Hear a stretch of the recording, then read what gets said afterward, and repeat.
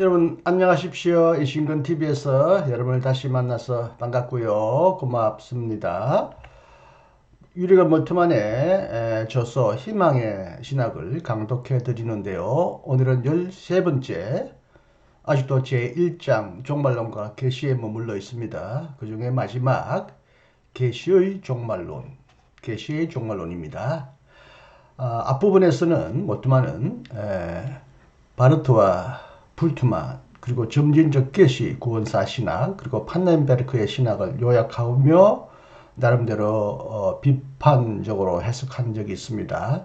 이 부분은 특별히 모트만의 종말론의 특징을 가장 분명히 요약해서 보여주는 그런 부분이라고 볼 수 있겠습니다.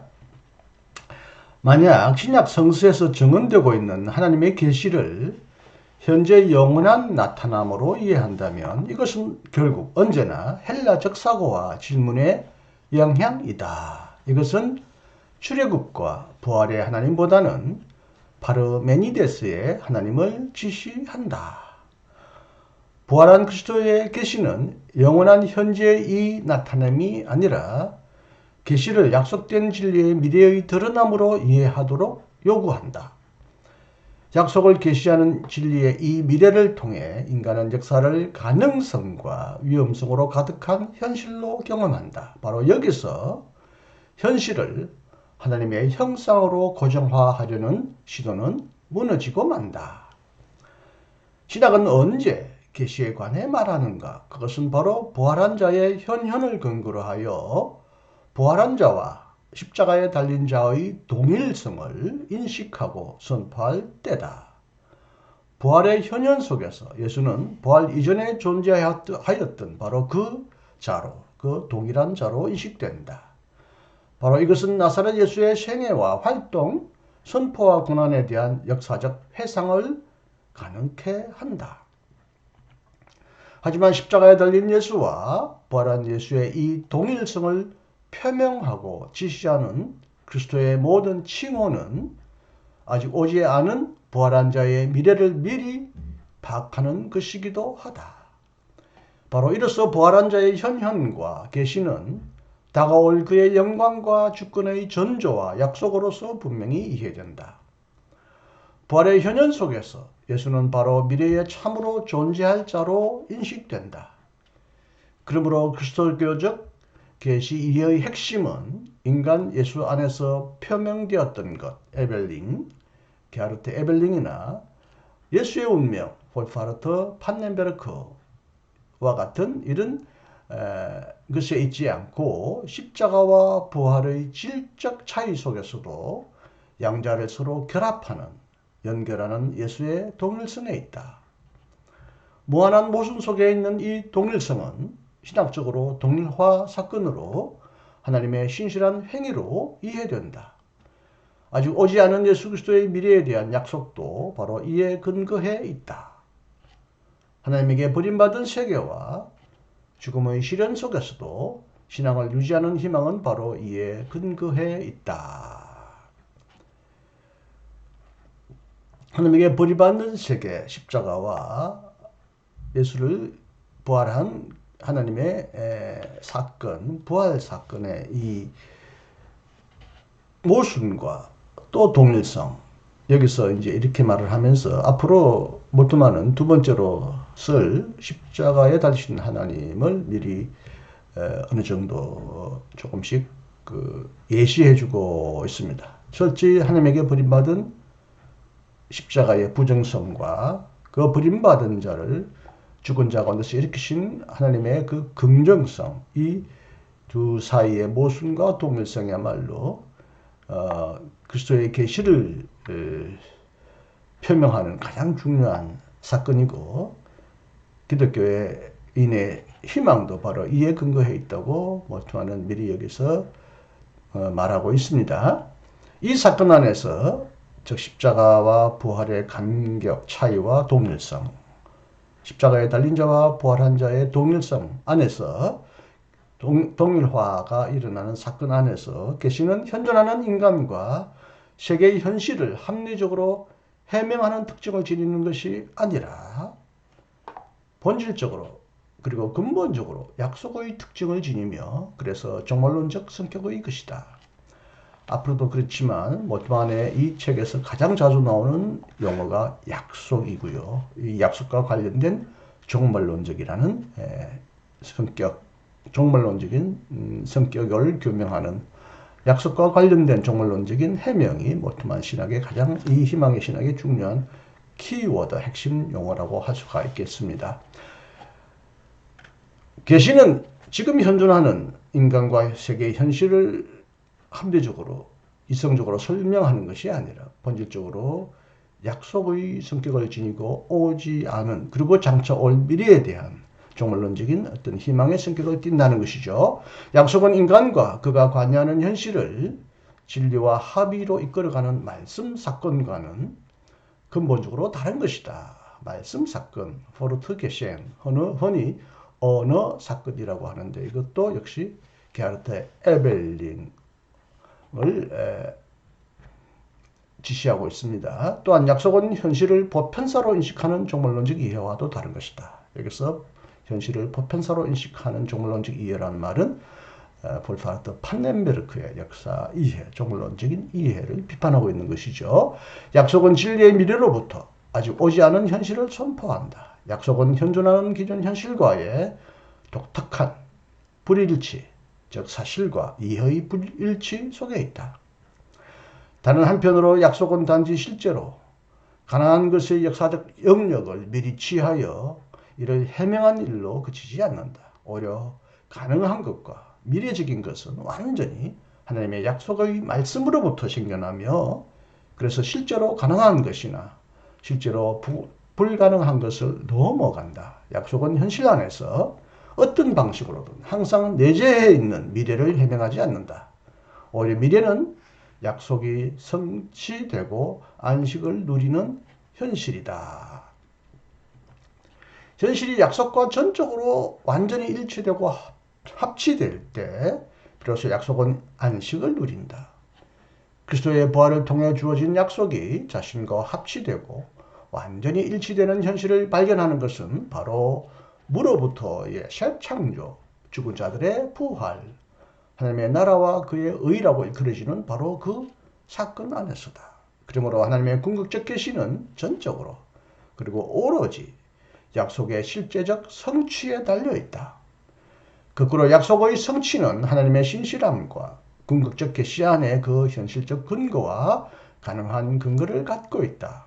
그러므로 약속의 1차적 기능은 현존하는 세계나 인간의 현실을 해명하고 해석하고 입증하는 것이 있지 않으며 완전한 이해 속에서 인간의 합의를 끌어내는 것이도 있지 않다. 오히려 약속은 현존하는 현실과의 갈등 속에서 세계와 인간에게 그리스도의 미래로 나아가는 그 자신의 과정을 열어준다.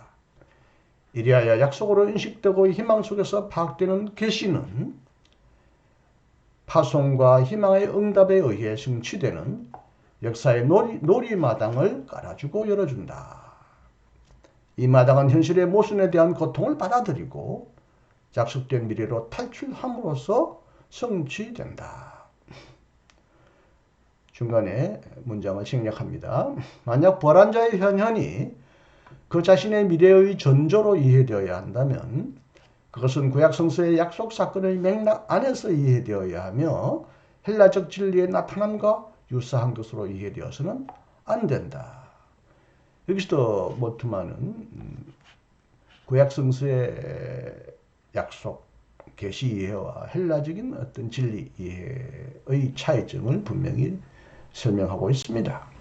부활의 증인들은 부활한 자를 천상적, 초지상적 영원의 빛 안에서 본 것이 아니라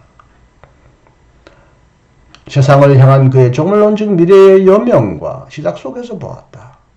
그들은 그를 무시간적 영원 속에 있는 자로 본 것이 아니라 영광 가운데 장차 올 자로 보았다. 그러므로 우리는 다음과 같이 말할 수 있다. 부활한 자는 살아있는 자로 나타났다. 왜냐하면 그는 계속 움직이고 있었으며 자신의 목표를 향해 질주하고 있었기 때문이다. 부활한 자는 계속 움직이고 자신의 목표를 향해 계속 앞으로 달려가고 있다. 이것은 나중에 나올 모트만의 기독론적인 책 예수 그리스도의 길의 그리스도론을 미리 여기서 보여주고 있습니다. 예수 그리스도는 부활 이후에도 계속 길을 가고 있었고 목표를 향하여 달려가고 있었다. 그는 자기 자신에게 아직도 미래다. 부활과 함께 그의 활동은 아직 끝나지 않았고 아직 종결되지 않았다. 이것은 칼 바르트로부터 인용한 문장입니다. 중간에 짧은 문장을 다시 생략하고요. 부활한 자의 현현은 참으로 다가올 미래의 약속과 선치로 현실되었다. 이 현현 속에서는 분명히 하나의 과정이 드러나기 때문에 정언과 파송이 일어났다. 중간에 몇 문장을 생략합니다. 이런 의미에서 만약 계시가 약속이라면 그것은 선교적 사명이 만드는 과정과 관련을 맺는다. 매 순간 희망을 전해야 할 책임을 지닌 종말론적 희망의 정인들의 과정, 이방인을 이 과정 안으로 포함시키는 사도적 직분, 닫혀있는 현재의 삶을 약속된 미래로 열어가는 것, 이 모든 것은 이 땅에서 이러한 계시에 상응하는, 이러한 계시와 일치하는, 이런 계시에 부응하는 역사다. 왜냐하면 그것들은 바로 이 계시에 의해 생겨나기 때문이다.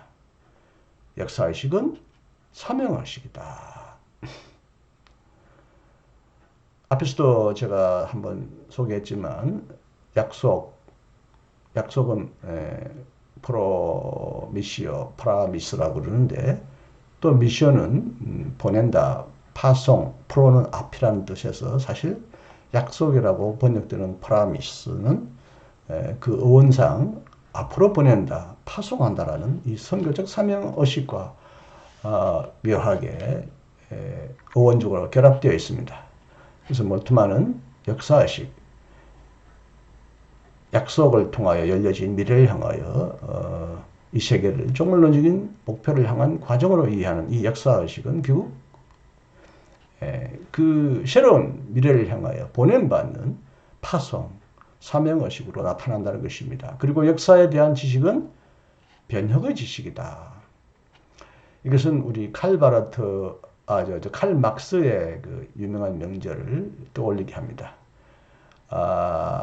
철학가는 역사를 혹은 역사 철학가는 역사에 대해서 이렇게 저렇게 설명하는 것이 아니라 역사를 변혁하는 것에 있다. 우리 그리스도인에게 있어서도 역사에 대한 지식은 역사에 대한 이러한저러한 설명이 아니라 이 역사를 바꾸어가는 지식이어야 한다라는 거죠.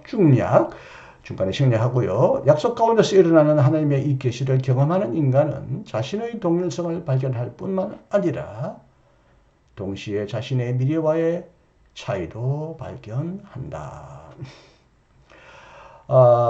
이제 독일말로 이덴티테스나 영어로의 아이덴티티도 동일성이라고 하지만 또 자신의 정체성이라고도 번역하죠. 앞에서는 십자가에 달리신 예수와 부활한 예수의 역설적인 차이와 함께 또 이것을 하나가 되게 하는 동일화 사건을 설명할 때 그때는 젤비카이트, 자기 자신이다. 언제나 하나님께 버림받은 예수의 운명과 또한 죽은 자 가운데서 일어난 예수의 부활은 동일한 예수에게 일어난 동일한 하나님의 희망의 사건이다라고 볼 때 이것을 동일하다라고 표현하지만 또한 이제 여기서는 이제 자신의 정체성, 언제나 자기 자신으로 존재하는 자기의 동일성을 정체성이라고도 번역하죠. 이 계시를 경험하는 인간은 자신의 동일성, 항상 자신의 동일성, 변할 수 없는 어떤 정체성만이 아니라 동시에 변하는 미래를 향하여 나아가는 자신의 삶의 현재와의 차이, 간격, 이질성도 발견한다는 것이죠. 그런 자기 자신을 발견하지만 희망 속에서 이를 발견한다. 왜냐하면 그는 아직 모순과 죽음으로부터 벗어나지 못하였기 때문이다. 그는 생명으로 가는 길을 발견한다. 하지만 이 생명은 아직 약속된, 이루어지지 않은 그리스도의 미래 안에 숨겨져 있다. 그러므로 신앙하는 자는 본질적으로 희망하는 자가 된다. 그는 자기 자신에게 아직 미래로 남아있으며 여전히 약속 아래에 있다. 인간은 자기 자신에게 대해서도 아직도 미래에 남아있는 존재, 아직 미완성적인 존재, 아직 다 알려지지 않는 숨겨진 존재로 살아간다는 거죠. 그의 미래는, 인간의 미래는 전적으로 오직 부활한 자가 만드는 과정의 결과에 달려있다. 왜냐하면 그는 자신의 미래를 그리스도의 미래에 걸었기 때문이다. 이처럼 그는 희망 안에서는 자기 자신과 조화를 이루지만 실제로는 자기 자신과 조화를 이루지 못한다. 희망 속에서는 자신과 평화를 이루지만 현실 속에서는 자기 자신과 평화를 이루지 못한다. 약속을 신뢰하는 바로 그 사람은 자기 자신에게 수수께끼가 되며 열려있는 질문이 된다. 예수 그리스도가 미래를 향하여 열려있듯이 약속을 신뢰하는 그리스도인도 자기 자신은 자기 자신에게 아직도 완성되지 않는, 완전히 해명되지 않는, 성취되지 않는 미래를 향하여 열려있는 하나의 수수께끼와 질문으로 존재한다는 것이죠. 그는 자신에게 감춰진 인간이 된다. 아니, 여기 옆에 이제 루터 곧 나오기 때문에 루터 사진을 제가 여기 소개했는데, 루터는 십자가에서 하나님은 자신을 숨기기 위하여 드러내시기 위하여 숨기신다라는 유명한 명제를 남겼죠. 계시된 하나님은 숨겨진 하나님이다. 십자가의 수치라는 형태로 자신을 계시하시는 하나님은 인간에게 완전히 이해될 수 없는 그런 하나님으로 또한 숨겨진 하나님이다. 이 세상의 영광의 신학, 이 세상의 이성, 전통으로는 이해할 수 없는 이 모순 속에서 하나님은 자신을 드러내심으로써 감추심으로써 드러내신다. 데오스 레벨라투스, 데오스 압스콘디투스 이런 말을 썼는데, 정말 이것을 인간론에게 적용하여 인간도 자기 자신에게 대해서는 아직 다 해명되고 열려진 인간, 닫혀진 인간이 아니라, 완성된 인간이 아니라 아직도 숨어있는 인간이요, 감춰져 있는 인간이다. 이런 말을 씁니다. 약속의 흔적 위에서 인간은 자기 자신을 찾아 나서게 되며 자기 자신에게 하나님의 미래에 대해 열려있는 질문이 된다. 그러므로 희망하는 바로 그 사람은 자기 자신 안에서 조화와 중심을 발견하지 못하고 루트가 말하듯이 자신 밖에서 하나님 앞에 설 수 있는 능력 안에서 자기 자신 밖에 서 있게 된다. 자신 밖에서 하나님 앞에 설 수 있는 능력, 자기를 넘어서 하나님 앞에 설 수 있는 능력, 그 능력 안에서 자기 자신 밖에 서게 된다. 하나님의 약속에 대한 희망 속에서 그는 자기 자신 앞에 서 있다. 약속의 사건은 아직 그를 동일성의 고향으로 인도하지 않는다. 동일성의 고향이란 말은 애리스토블로가 썼던 용어입니다. 오히려 그것은 그를 희망과 파송, 비움의 긴장과 차이 안으로 몰고 간다. 중약해서요. 다시 중약합니다. 만약 인간이 부활의 약속 사건을 통해 자기 자신을 비우게 됨으로써 자신의 동일성을 발견하게 된다면 이러한 자기 경험은 그의 상응하는 세계 경험과 직접 결부되어 있다. 인간은 세계와 분리함으로써 자신을 얻는 것이 아니라, 이것은 루돌프 풀트만의 실존적 인간이에요. 루돌프의 실존적 신학에 의하면 인간은 자신을 세계로부터 이해하거나 세계 안에서 이해하는 것이 아니라 철저히 세계와 분리된 존재로서 자신을 이해한다는 것인데, 풀트만의 반해, 풀트만과는 달리 철저히 인간은 세계 안으로 자기 자신을 비운다. 엔터 오이스는 이런 말을 하는데요. 독일말로 바깥으로 자신을 향한다. 자기 자신 안에서 만족하여 있거나 닫혀 있는 것이 아니라 자기 자신 바깥으로 나간다, 이런 뜻이 있습니다. 세계 안으로 자기 자신을 던져 넣음으로써, 바깥으로 나감으로써 자신을 얻는다. 자기 자신 안으로 바깥으로 나갈 뿐만 아니라 세계 안으로 자기 자신을 던짐으로써 자신을 얻는다. 그렇다면 세계는 어떻게 경험되는가? 이제 세계는 완료된 사건들과 영원한 법칙들의 고정된 질서, 코스모스로 생각될 수 없다. 왜냐하면 새로운 것이 전혀 일어날 수 없는 곳에서는 희망도 끝장나기 때문이며 희망은 자신이 바라는 것을 성취할 수 있으리라는 모든 기대를 잃어버리고 말기 때문이다. 오직 세계 자체가 온갖 가능성으로 가득 차 있을 때 희망은 사랑 가운데서 활동할 수 있다. 세상 밖의 삶은 여기서 활동하는 내 안의 삶만큼 완성된 것이 별로 없다는 인식도 희망의 본질에 속한다. 이처럼 오직 현실 자체가 역사적으로 유동적이고 역사적 현실이 열려있는 가능성의 여지를 지닐 때 희망도 비로소 의미심장하게 활동할 기회를 얻게 된다. 희망에 사로잡힌 자에게 세계가 변혁될 수 있는 대상이 될 때, 즉 세계가 희망하는 것을 향해 열려 있을 때, 그리고 세계가 모든 신적인 가능성으로 가득 차 있고 죽은 자들의 부활을 향해 열려 있을 때, 비로소 그리스도교적 희망은 의미심장한 것이 될 수 있다. 만약 세계가 그 자체 안에 닫혀있는 인과 체계, 원인과 결과의 체계로서 완전히 닫혀 있다고 한다면 희망은 세계를 이미 스스로 완성된 것으로 생각하거나 아니면 영지주의와 같이 피안의 세계로 초월하고 명상하게 될 것이다. 그렇게 되면 희망은 결국 포기되고 말 것이다. 약속된 진리의 미래로부터 세계는 역사로 경험된다.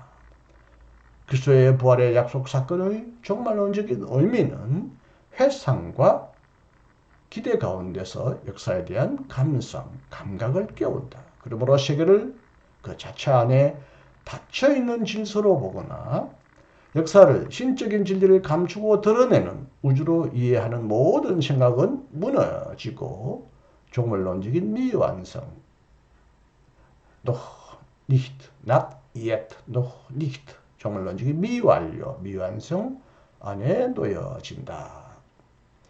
또 뒤에 나오는 긴 문장을 생략합니다. 오늘 여러분에게 설명드렸던 이 문장은 그다지 어려운 문장이 아니기 때문에 많은 보충 설명을 해드리지 않았습니다. 많은 도움이 되었기를 진심으로 바랍니다. 끝까지 경청해 주셔서 대단히 감사합니다. 다음 시간에 또 만날 수 있기를 기대합니다. 안녕히 계십시오. 이신건이었습니다.